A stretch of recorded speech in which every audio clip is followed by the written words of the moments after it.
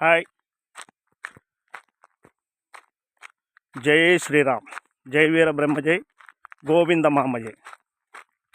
ఈరోజు ఒక 5 నిమిషాలు మానవ పుట్టుక గురించి మాట్లాడుకుందాం. తల్లి గర్భంలో 9 నెలలు ఉన్న పురిటి బిడ్డ, ఆ పురిటి బిడ్డకు పోయిన జన్మ గుర్తుంటుంది. పోయిన జన్మ గుర్తున్న తర్వాత అమ్మ నన్ను మలమూత్ర విసర్జన నుండి తొందరగా బయటపడే తల్లి అంటాం. 9 నెలలు పూర్తవుతానే ఆ బిడ్డ బయటికి వస్తారు. బయటికి వస్తానే అక్కడుండే నర్సమ్మలు కానీ డాక్టర్ అమ్మలు కానీ వాళ్ళు ఏం చేస్తారంటే ఆ బాబు కానీ పాప కానీ కాళ్ళు పట్టుకొని తల కింది కాళ్ళు పైకి ఎత్తారు. ఎత్తిన తర్వాత అక్కడ మంచినీళ్ళు వాళ్ళ ముఖాల మీద చల్లుతారు. చల్లినప్పుడు ఆ బిడ్డకు పూర్వజన్మ పోయి ఈ పుట్టిన జన్మలే గుర్తొస్తుంది.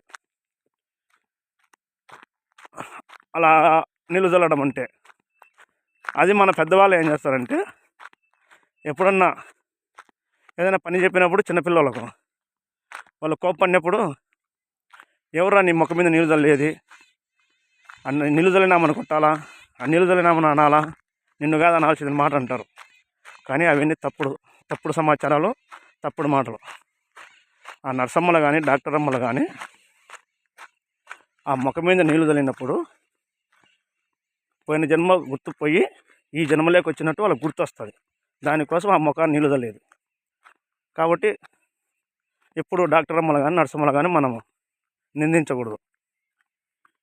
తర్వాత తల్లి గర్భం నుంచి బయటకు వచ్చిన తర్వాత ఈ తల్లిదండ్రులు, బిడ్డను పుట్టించుకునే తల్లిదండ్రులు వాళ్ళ కోసం ఆ పిల్లోళ్ళు మన చేతికి రావాలంటే ఒక 5 సంవత్సరాలు పడుతుంది. ఈ 5 సంవత్సరాల్లో జలుబులో, దగ్గులో, జ్వరపీడితలో, తర్వాత పీడలో, ఇంకా ఏంటంటే ఇప్పుడుండే జనరేషన్లో నానాక జబ్బులు వస్తున్నాయి. 5 సంవత్సరాల తర్వాత మన బిడ్డలు మన చేతికి వస్తారు. 5 సంవత్సరాలు వచ్చిన తర్వాత వీళ్ళు తల్లిదండ్రులు స్కూల్లో చేర్పిస్తారు. స్కూల్లో చేర్పించిన తర్వాత వాళ్ళు ఏ ప్రయాసాలు పడి చదవడము, 10th అయిపోయి ఇంటర్మీడియట్ అయిపోయి, లేదంటే కొద్దిమంది 10thలో మానేయడము, కొద్దిమంది అసలు పూర్తి చదువుకోకుండా ఉండడము, కొద్దిమంది చదివి జాబులు చేసుకోవడము ఉంటుంది. ఈ విధంగా తర్వాత పెళ్ళిడికి వచ్చిన తర్వాత పెళ్ళిళ్ళు చేస్తారు. పెళ్ళిళ్ళు చేసిన తర్వాత వాళ్ళకు బిడ్డలు పుడతారు. ముందు కన్న తల్లిదండ్రులు ముసలోళ్ళు అవుతారు.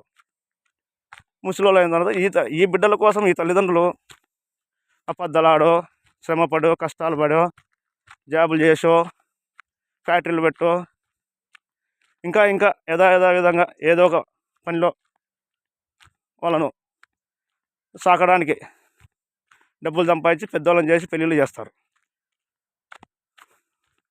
పెళ్ళిళ్ళు చేసిన తర్వాత వాళ్ళకి మనవాళ్ళు పుడతారు.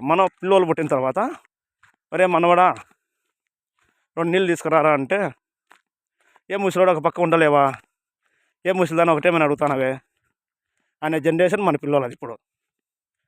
అప్పుడు అనుకుంటారంట ఈ ముసలోళ్ళు ఇద్దరు, ఒరే నాకు పుట్టిన బిడ్డకు పుట్టిన వాళ్ళు వీళ్ళు నన్ను ఈ విధంగా అంటున్నారే, నేను చేసిన పాపమే దేవుడా అని అడుగుతారంట దేవుని. అప్పుడు అంటే పుట్టినప్పటి నుంచి ఆ తల్లిదండ్రులు ఆ బిడ్డ పుట్టినప్పటి నుంచి కానీ వీళ్ళు పుట్టినప్పటి నుంచి కానీ ఆ దేవుని స్మరించుకోవడంలే.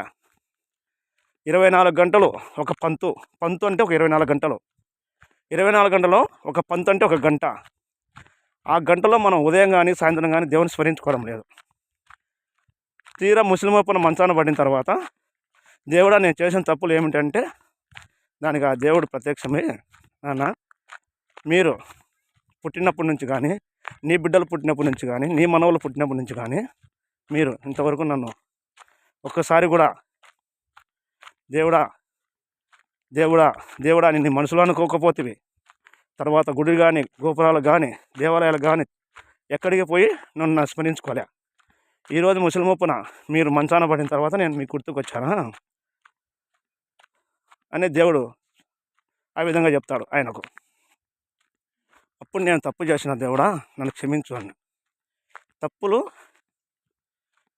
శ్రీకృష్ణుడు అంతటి వాడు కర్మఫలాలు అనుభవించాడు. మనం ఎంత మానవ మాత్రలం. తప్పు ఎవరు చేసినా, తెలియక చేసినా, తెలిసి చేసినా తప్పు తప్పే. ఆ తప్పుకు మనం కర్మ ఫలితాలు అనుభవించాల్సిందే. కాబట్టి పుట్టినప్పటి నుండి మన బిడ్డలకు కానీ, మనకు కానీ దయచేసి దేవుని గురించి చెప్పండి. ఉదయం కానీ, సాయంత్రం కానీ. దేవాలయాలకు తీసుకొని పోండి, చర్చిలకు తీసుకొని పోండి, మసీదులకు తీసుకోవండి. ఏ మతస్థులైనా కానీ బిడ్డలను ముందు దేవుని గురించి చెప్పి, తల్లిదండ్రుల గురించి చెప్పి, పెద్దవాళ్ళ గౌరవం గురించి చెప్పి పిల్లలకు మంచి బుద్ధులు నేర్పండి దయచేసి. ఈ విధంగా మంచాన పడిన తర్వాత దేవుడు అంటే రాడు. ఇప్పటి నుండి శ్రమ పడితే దేవుని కోసం అప్పుడు మంచాన పడకుండా చల్లగా తీసుకొని పోతాడు మనల్ని దేవుడు. కాబట్టి దయచేసి బిడ్డలకు మర్యాదల పట్ల కానీ, దేవుని పట్ల కానీ, తల్లిదండ్రుల పట్ల కానీ, గురువు దేవుల పట్ల కానీ, ఎవరి మీదైనా సరే గౌరవ మర్యాదలతో ఉండే విధంగా ఆ విధంగా తీర్చిదిద్దండి దయచేసి. జై వీర బ్రహ్మ జై, గోవింద మామ జై. రేపు మళ్ళా ఇంకొక విధంగా వస్తాం.